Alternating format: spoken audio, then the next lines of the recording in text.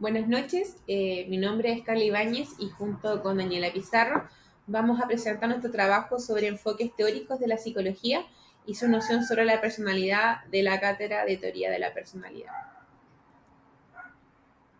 En el siguiente trabajo vamos a encontrar la teoría de Freud comparada con la teoría de los 5 grandes factores y cómo estas tuvieron un aporte al estudio de la personalidad.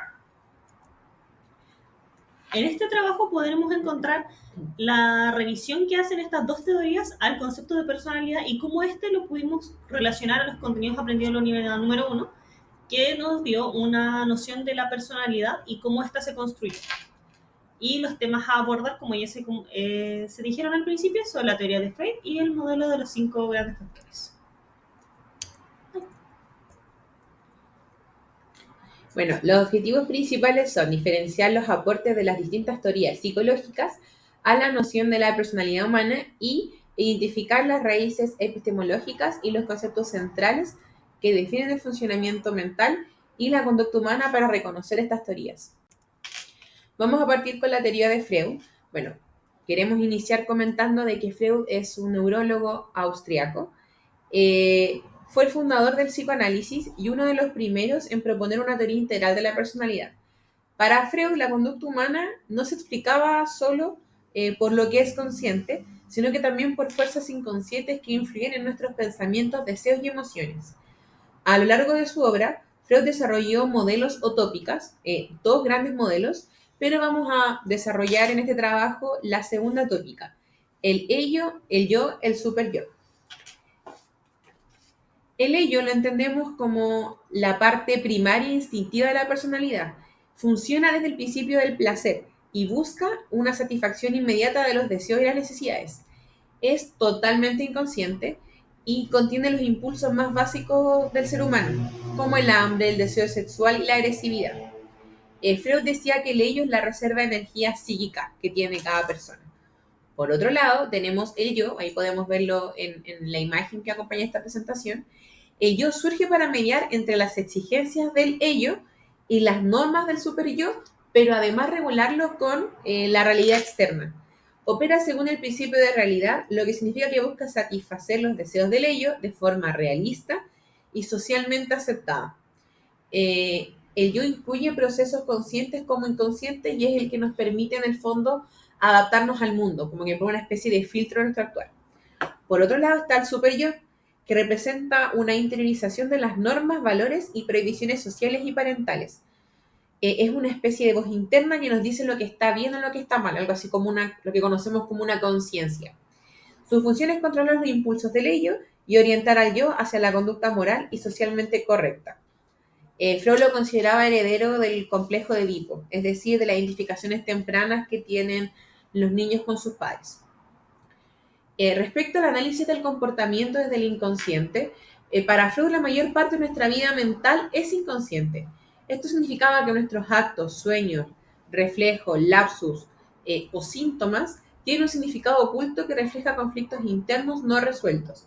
Por esta razón el psicoanálisis busca ser consciente de lo inconsciente para poder liberar al individuo de estas tensiones. Y respecto a las bases racionalistas, aunque Freud se enfocó en lo inconsciente, su teoría sí tiene una base racional, porque busca explicar de forma lógica y estructurada cómo se organiza la mente y cuáles son los conflictos internos que determinan el comportamiento. Por tanto, el psicoanálisis combina observación clínica y razonamiento teórico, lo que ofrece un modelo racional de los procesos irracionales. Los aportes al estudio de la personalidad, en primer lugar, hay una comprensión de la estructura de la personalidad, porque en la segunda tópica entendemos la personalidad a través del inconsciente, del ello, del yo y del super yo. Se entiende que estos tres mantienen una tensión constante, ¿ya? El equilibrio entre estas tres ideas determina el grado de salud mental o el conflicto psíquico que tenga una persona. Cuando el yo logra armonizar las fuerzas, hay una adaptación. Pero cuando fracasa el yo en esta tarea de armonizar, surgen los síntomas neuróticos. Respecto al análisis de procesos formativos, también Freud explicó cómo se forma la personalidad desde la infancia.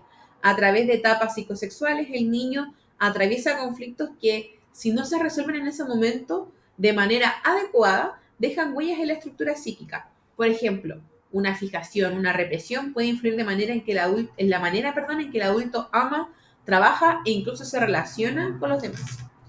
La concepción del inconsciente para Freud y en el modelo freudiano es el eje central, básicamente. Es un lugar donde se guardan deseos reprimidos, recuerdos dolorosos, pulsaciones inaceptables para la conciencia, entre otros. Y aunque no somos conscientes de su contenido, este contenido sí se manifiesta indirectamente en sueños, lapsus y actos fallidos. Y por último, hay una teorización del proceso mental. Freud consideró que la mente era un sistema energético en constante movimiento. Por tanto, los procesos mentales implicaban sí o sí una distribución de energía psíquica entre las diferentes instancias. Por otra parte, podemos encontrar el modelo de los 5 factores, de los 5 grandes, o la teoría de los 5 factores, que todos se relacionan entre sí. Y este modelo está desarrollado por McRae y Costa. Y la teoría de McRae y Costa se enmarca dentro del paradigma psicométrico y empírico de la psicología de la personalidad, donde se encarga de buscar explicaciones de las diferencias individuales mediante rasgos medibles y estables. Es decir, es una teoría bastante estadística. Se basa en el uso del análisis factorial, herramientas estadísticas y otras que permiten reducir una gran cantidad de variables observadas a un número menor de factores subyacentes, representando dimensiones fundamentales de la personalidad. Estas dimensiones fundamentales incluyen las tendencias básicas y las adaptaciones características, que las tendencias básicas responden a los rasgos biológicos y estables y las adaptaciones características a los hábitos, valores y metas cambiantes que puede tener la persona. Es importante destacar que el trabajo de McRae y Costa no surge desde la nada, sino que surge desde el aporte de las teorías de Allport, de Cattell y de Eysenck, donde Allport en sus trabajos logró relacionar de manera léxica el desarrollo de las personalidades, juntando aproximadamente 18.000 caracteres en sus trabajos para definir la personalidad. Luego Cattell tomó todos estos trabajos también y los fue achicando de manera tal que logró generar un análisis factorial para tener 16 factores primarios. Luego Eysenck también tomó toda esta información y pudo reducir el trabajo a 3 grandes características principales. Y McRae y Costa, tomando todos estos trabajos previos, lograron desarrollar lo que se mencionan los 5 grandes. Estos 5 grandes son 5 grandes rasgos que tiene la personalidad para ellos. ¿Qué es un rasgo? Esto es importante destacar, ya que un rasgo es la unidad fundamental del análisis de la teoría de McRae y Costa, y es una tendencia estable de la conducta donde se puede relacionar tanto al pensamiento como a la emoción. Los rasgos explican la consistencia del comportamiento a través del pensamiento y las situaciones, lo que diferencia la personalidad de las simples reacciones situacionales. Estos 5 grandes rasgos los podemos ver acá en el acrónimo OCEAN, o en español que sería apertura de la experiencia, responsabilidad, extraversión, amabilidad y neuroticismo. Es importante destacar que estos factores se consideran bipolares, es decir, tienen un polo negativo y otro positivo, universales, que es gran aporte del trabajo de la teoría de los 5 factores, y heredables. ¿Qué quiere significar esto? Que estos vienen con la persona y también son identificables en múltiples culturas y lenguas.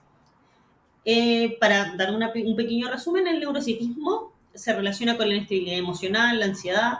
La extroversión se relaciona con la energía que tiene esta persona, la sociabilidad y el entusiasmo. La apertura con la curiosidad y la imaginación.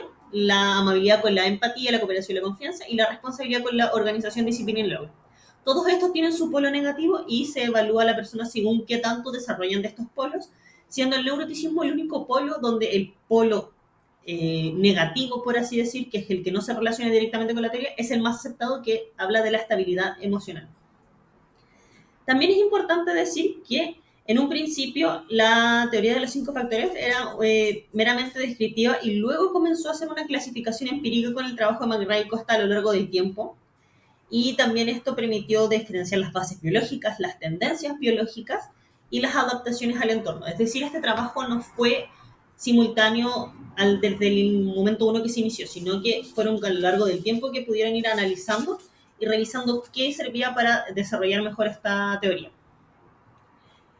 En relación a los aportes que tiene también, uno de los grandes momentos de esta teoría es la predicción del comportamiento desde la expresión. ¿Qué significa esto? Esta teoría está desarrollada para que todas las personas que se someten a este análisis tengan una especie de encaje dentro de teoría y que se pueda revisar qué tanto pueden expresar de ciertas características para predecir qué va a pasar en el futuro. Y esta teoría, al contrario de la teoría de Freud, tiene una base mucho más empírica. Se encarga de revisar hechos, acciones concretas y permite que a través de la estadística se pueda tener una revisión. Dentro de los aportes al estudio de la personalidad, al igual que la teoría de Freud, está la comprensión de la estructura desde la personalidad, pero desde otra perspectiva, no desde el inconsciente, sino de las expresiones que tiene la persona en relación a cómo se maneja con su entorno, con su trabajo, con su familia o amigos. Y esto da una especie de clúster donde la persona se puede predecir sus acciones y además ayuda a predecir dentro de la clínica cómo se va a enfrentar a ciertas situaciones que puede enfrentar en el futuro. Otro de los grandes aportes son los instrumentos para el análisis de la personalidad, como el Neo-Pierre, que permitió que se puede estandarizar ciertos resultados para tener ciertas respuestas frente a posibles procesos. Por ejemplo, los procesos de selección de personal tienen un gran uso en esta teoría, ya que se predice cómo va a actuar la persona frente a situaciones. Y como se menciona también, la predicción de los comportamientos de acuerdo a las características de las personalidades, que se relaciona mucho con los instrumentos para el análisis de la personalidad, que según cómo se encaje a esta persona dentro de un clúster, a pesar de que no es estático, sí se tiene una posible idea de cómo va a enfrentar los desafíos en el futuro de esta persona en relación a su personalidad. Y ahora presentamos un breve cuadro comparativo de los puntos más importantes que tienen ambas teorías. Y para comenzar hablamos del enfoque general, tanto en la teoría de McCrae como en la teoría de Freud, donde la teoría de los 5 factores es un modelo empírico, psicométrico y basado en la observación cuantitativa, es decir, es un estudio más estadístico, mientras que el estudio de Freud, o la teoría de Freud, son clínicos, dinámicos y basado en la observación cualitativa. Por otro lado, el objeto de estudio, en el caso de McCrae y Costa, habla de un análisis de rasgos de la personalidad medibles, estables y universales. Por otro lado, Freud propone que el inconsciente y los conflictos psíquicos internos son, en el fondo, el objeto que debe estudiarse. Por parte de McCrae y Costa tenemos que el método principal de trabajo es el análisis factorial y los cuestionarios estandarizados, mientras que en Freud el método clínico de la asociación libre, la interpretación de sueños y el análisis de las transferencias es el modelo principal de estudio, es como esta teoría se desarrolla en la clínica. Respecto a la estructura de la personalidad, McCrae y Costa proponen de que hay 5 factores: el neuroticismo, la extroversión, la apertura, la amabilidad y la responsabilidad. Por otro lado, Freud habla de tres instancias principales, el ello, el yo y el superyo. En relación a los determinantes de la conducta, podemos encontrar que en la teoría de 5 factores están las tendencias biológicas, que ya se menciona, que eran los rasgos hereditarios, y las adaptaciones características. Por su parte, Freud menciona que las determinantes de la conducta son las pulsiones inconscientes y los conflictos entre las instancias psíquicas, entendiendo a pulsiones como una necesidad mucho más fuerte que el instinto para moverse dentro de la sociedad. Respecto a la naturaleza del ser humano, McCrae y Costa hablan de que es racional, predecible y relativamente estable, mientras que Freud propone que es la naturaleza impulsiva, conflictiva y en gran parte inconsciente. En relación a la visión del inconsciente, en la teoría de McCrae y Costa no se enfatiza en el inconsciente, ya que el modelo se centra en rasgos conscientes y medibles, aunque no lo niega, mientras que en la teoría de Freud, el inconsciente es el núcleo de la personalidad y es la fuente de la motivación. Respecto al origen de la personalidad, para McCrae y Costa es biológico y genético, es decir, los rasgos son endógenos y estables, mientras que para Freud se forma en la infancia a través de experiencias y conflictos psicosexuales. Por su parte, en el desarrollo de la personalidad, la teoría de los 5 factores habla que los rasgos se estabilizan hacia la adultez, aproximadamente ya cerca de los 30 años, mientras que Freud dice que estos se desarrollan en 5 etapas psicosexuales que incluyen en la infancia, que son la etapa oral, anal, fálica, latencia, y finalmente la genital, que es donde se expresan todos los desarrollos que se fueron viendo anteriormente. En lo relativo al cambio de personalidad, para McCrae y Costa, las adaptaciones características pueden modificarse y los rasgos básicos siempre van a permanecer estables. En cambio, para Freud, el cambio se logra mediante la terapia, haciendo consciente lo inconsciente. El método de evaluación que tiene la teoría de los 5 factores consiste en cuestionarios estandarizados donde se puede enclastar, por así decir, a las personas dentro de una característica, mientras que para Freud son las técnicas proyectivas, las entrevistas clínicas y el análisis de los sueños. Respecto a la finalidad teórica, McCrae y Costa proponen que describir, clasificar y predecir la conducta mediante dimensiones universales es la finalidad que tiene su teoría, mientras que la finalidad que tiene la de Freud es explicar la dinámica interna del aparato psíquico y los conflictos que son inconscientes. En relación a la visión del entorno social, para la teoría de los 5 factores dice que este no influye en influye en las adaptaciones características, es decir, en la cultura o en la sociedad en que se desarrolla la persona, pero no influye en su estructura básica, que son los rasgos heredados, mientras que para Freud el entorno familiar y cultural moldea la estructura psíquica. Por otro lado, las críticas principales al modelo de McCrae y Costa es que el reduccionismo biológico y hay una falta de profundidad emocional. La crítica que se le hace al modelo del psicoanálisis de Freud es la falta de validez empírica y la dificultad de comprobación científica. Y dentro de los aportes principales de ambas teorías, por el lado de los 5 factores, tenemos el modelo universal. Es un modelo universal y empíricamente validado para la evaluación psicológica, y para Freud es la introducción del inconsciente, las pulsiones y la importancia de la infancia en el desarrollo de la persona. Bueno, respecto a nuestras conclusiones, con Daniela consideramos que ambos modelos se complementan. Si bien entendemos que son distintos, cada enfoque logra finalmente poder entregar como las dos caras de la moneda respecto al paciente que vamos a atender en el futuro. Hay cosas biológicas que sí son importantes medir y entender respecto al contexto de una persona, pero también la historia de vida, su inconsciente, cómo se van formando el yo, el super yo y el ello, son importantes para comprender a la persona. Y estos modelos, por esta razón, creemos que sí son complementarios.